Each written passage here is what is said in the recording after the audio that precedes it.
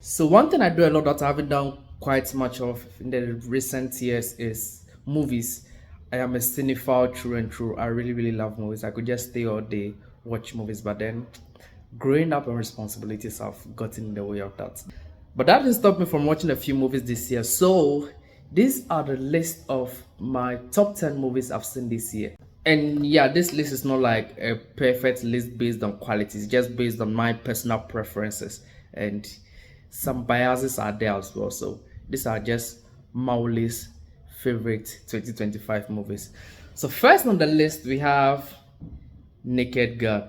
I love a good comedy, and this movie was like, it was so good. It made no sense. I love the wordplay, and I used to see clips of the previous Naked Gun series, and I thought it was just brilliant. And this movie actually held true to that series. It was just a silly movie that was just so entertaining. And I didn't mention that this like from 10 to 1, which is like 10 being my list and then 1 being my favorite.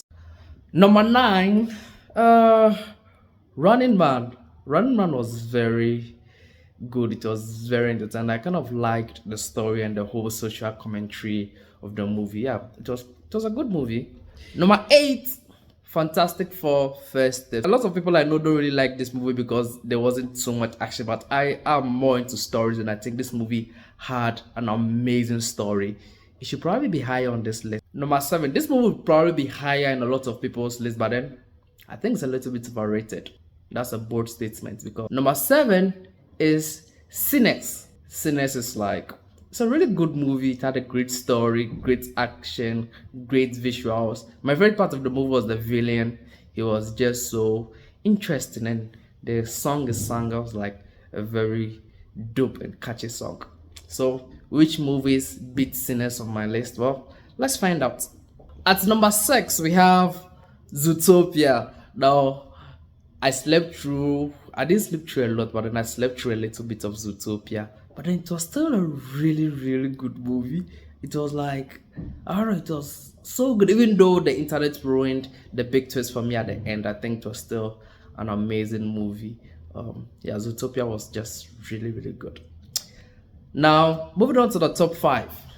Number 5, K-pop Demon Hunter. This wasn't a movie I thought I would like. The title just sounds so corny. And yes, I do watch a lot of K-pop stuff. I think they do some really interesting stuff.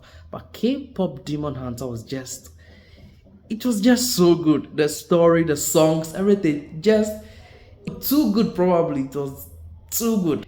Yeah, it kind of like exceeded my every expectation in how good it was. That's how good K-pop Demon Hunter was. Number 4, this movie was so good.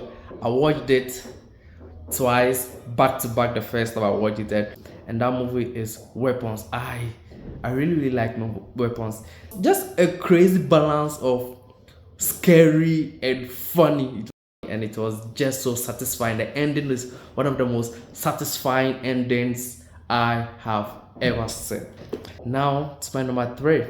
This movie, probably the only movie that's almost made me cry this year.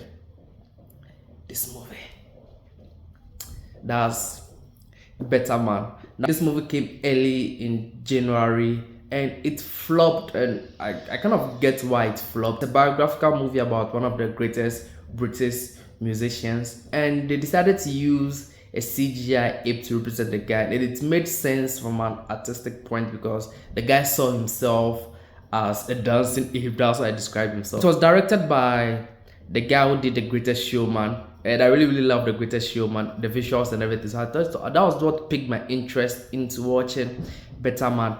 And when I watched it, oh my god, I nearly cried. The story was so moving, the dance sequences, the visuals, and it was so inspiring. Like the story was like so inspiring, and this movie really struck a chord in my heart and soul. Better Man, you almost got me to cry, but I didn't cry. Okay, my number 2. I saw this movie randomly at the cinema, and oh my god, I don't know This movie was just like, and this is F1. Now, I'm not into cars. I don't know nothing about cars. I know negative nothing about racing, okay? But this movie just had me hooked. I was just so intrigued, and yeah, I should probably follow Formula One, but then I don't have time. But then this movie kind of made me feel okay. This is why so many people just go and watch cars race, because there's so much story, there's a human element, there's engineering, and there's just so many characters. And yeah, it had Brad Pitt, so one of the greatest actors of our generation. He was just amazing, and the other actors were really, really good as well. And this movie was a great story. Like, it had a great story. For me, the story is the most important part, and F1 had a great, great story. Yeah, F1 is a great movie. So now, before I talk to number one, let's look at some honorable mentions, which is basically other movies I watched this year that didn't make the list, that should have making the list, but didn't make the list. So let's see. There is Wicked for Good. She Rides a Shotgun. Another movie that almost made me cry. She Rides a Shotgun. Bring Her Back. This movie was just so uncomfortable to watch. I don't think I would ever watch it again unless I have an agenda. Maybe I have someone over and I want to scare the person that we with it. I'll probably put Bring Her Back on. Thunderbolt. Yeah, Thunderbolt was good.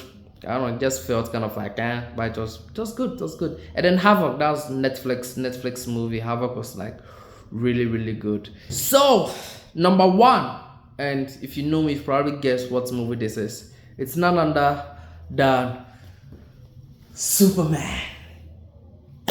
I love Superman. When I watched Superman, I really, really like it. And yeah, it was a great movie. But then the second time I watched it, the third time I watched it, the fourth time, the fifth, and then I realized, okay, I'd seen this movie for close to 10 times, because whenever I have something doing, Superman was like my go-to movie to just play in the background as I do whatever I have to do. It was just a really, really good movie. I don't have some friends who be like, really, Molly, you like Superman that much? Yeah, I think Superman is the best movie I've seen this year. And it had so much heart. It had a great story at its core. It was just amazing. So yeah, my number one is Superman. And I would probably die on that hill, except that there's Avatar and a whole bunch of other movies I haven't seen this year. But I'll correct that wrong. I'll watch all of them and then come up with a second list and see if Superman still is my personal favorite movie of 2025. Yeah, this video is getting too long. And yeah, I'll be doing more movie content from now on. Bye.